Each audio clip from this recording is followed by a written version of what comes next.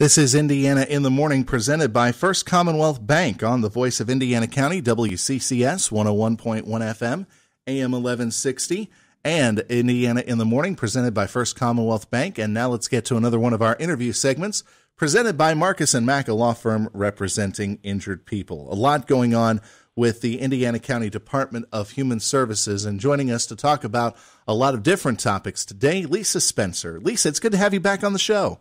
Good morning. Good to talk with you. How are things going at the office? Busy. Everything's really busy, but that's kind of how we like it because things just move right along. I'm actually having a little trouble believing that it's April just because it's going so quickly, but we're rolling along. But one thing I did want to give you kind of an overview of how our Family Fun Fest for 2022 wrapped up at Indiana Mall on March 26th. We ended up having 317 families attend the event. Total people, 1,124. We had 531 adults and 603 children. And what was really interesting about this is 160 of those families, this was actually their first Family Fun Fest. Oh, and wow. 154 had actually been there before. So I think that that's very good news.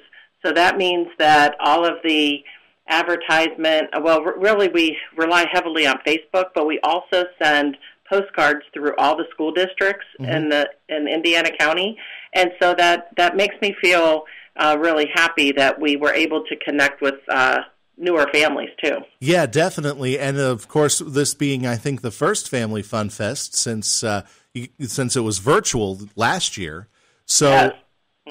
So it was great to see all of those families returning to Indiana Mall, I guess, as well. What was really fascinating as well, we keep track of all the zip codes when people come in. So, of course, we had pretty much all of the zip codes in Indiana County represented. Obviously, Indiana 15701 is always our largest.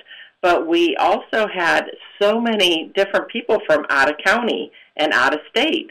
So I'm sure the ones who the people who had come in from out of state, I'm sure they were visiting family.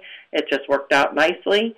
But the out of county, I mean, we had people come in from Altoona and Cambria County, Westmoreland County, Jefferson County, and Armstrong County. So it's very interesting to watch how much this bleeds over into the other different counties because it's such a fun event, and the DJ really made it fun this year with all the dancing because it was so much fun to watch children dance, and then they played a couple songs where all the adults came onto the little dance floor they had, and it was just really fun to watch. Yeah, and great music. I guess it's more than just doing the hokey pokey like what I did when I was a kid in elementary school. So there you go. So yeah, it was a really fun day. I thought the one activity room was so clever.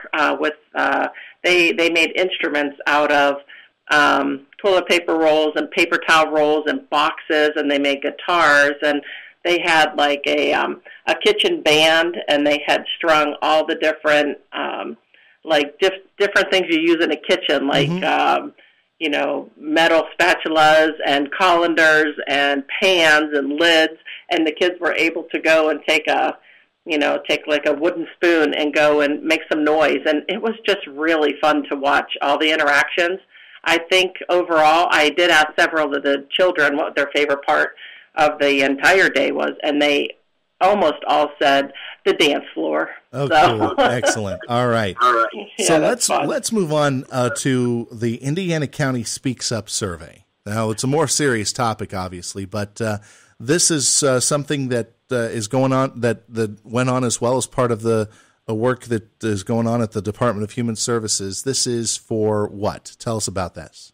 This is a really critical thing for us over here. Every 5 years, Indiana County, through the Department of Human Services, is required to conduct some kind of a survey to see what the Indiana County residents feel about some of the human services that programs are offering. And so basically what this does is it helps human service agencies prioritize what the residents of the county feel are the more important issues. And it's really important for people to be able to get on, take the survey. They can do it on their phone. They can do it online. They can call our office and ask for a hard copy to be mailed out to them. But without this information, then we really don't know what the residents are thinking. And I had Kathy check this morning.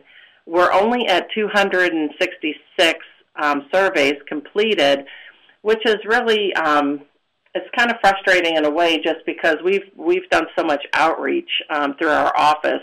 We were 3 days at the home show, had a really good, gave away a lot of different cards. We had a table at Family Fun Fest. We also had a table at Mommy Mart this past weekend to help kind of promote this. And Mommy Mart was a perfect place because there are child care questions on the survey. And so that's, it's important that people take, it only takes like 10, can't take more than 15 minutes. But the last comment section under the last question, that does not have to just be for human services. You can put whatever you'd want in there, really, what you really love about Indiana County, what you really wish we had that we don't, things that, experiences that, you kind of felt you needed some more help with.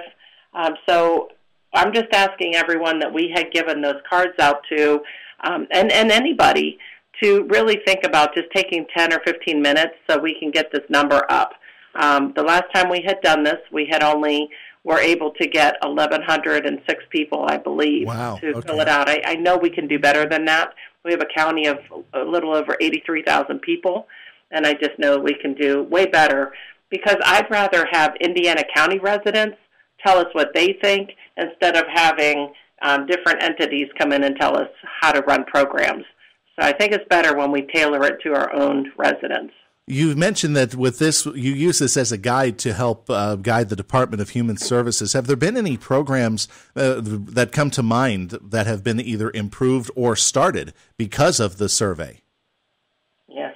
I'm thinking that mostly that it comes in, last time we did the survey, we did have many different topics on there that ranged from different populations speaking up. So I think what it was, and a lot of it was healthcare generated. So all of those comments had gone over to the hospital, and I think that they were working on, trying to figure out how to improve services for different populations. And I think that just being able to send that information forward is so critical, because it improves how people see their healthcare choices and their system and their comfortability level. Does that make sense? It does. It does. And I do think that we had definitely we made gains in. We had a lot of people come with flooding last time. Put a lot of things on there about flooding. And, and it's nice to see that through planning and development and all the different agencies that work on that, they actually had some, they mitigated some of those flood areas too, and I'm just really excited. I mean, I don't know if our survey did that, but it certainly gave them more, kind of like support and backup information to make some of those go through. A little bit of extra insight. It really does matter when people speak up. And where can people find the survey now if they want to take part? Okay, so we're requesting everybody take 10 minutes out of their day today and help me out here. So if you just go to www.32speaksup.com, so that's www.32speaksup.com. 32 is our county number. Okay. And you can just do that right online. It pops it right to the survey. And also, if you really don't have access to a computer, or you can't pull that up on your phone or computer, please call us over here at the Department of Human Services at 724-463-8200, extension 3. And that will be Maureen Pounds' line, and she will be happy to take your information and mail out a survey to anybody who may not have access to a computer or a phone. Lisa, before I know we're running a bit short on time, but I did want to get one more topic in. The ERAP program, which is now in phase 2. Things going well with it so far? Yes, and one thing we need to kind of mention about the ERAP program, so I'm glad you brought that up today. So ERAP 1 was, this is the Emergency Rental/Utility Assistance Program that has come down from the federal government, down through the state, down to the counties. And the ERAP 1 program definitely had really stringent guidelines, that ICAP had to follow. We didn't have any leeway there. ERAP 2 is changing a little bit of the nuances and the eligibility. So it's not just you have to show a direct financial hardship to COVID, as you did in ERAP 1. You just have to have you have to be able to show a financial hardship during the pandemic, which is still going. So if you can kind of show that, but it doesn't have to be a direct link to COVID any longer for the ERAP 2. So some people who may not have been eligible for ERAP 1 may be eligible for ERAP 2. So I would just advise everybody just to get in touch with ICAP and, talk with them, or go to help@icap.net and email them and see if maybe something is available this time around. There still are eligibility guidelines on that we can't get around the guidelines on the financial eligibility. It has to be 80% or below the federal poverty guidelines. So those are things we won't be able to get around, but we're still going to be running this program for a while. Lisa, we're right at the mark. Thanks very much for joining us. Oh, thanks so much. Have a great day. You too. Okay, bye-bye.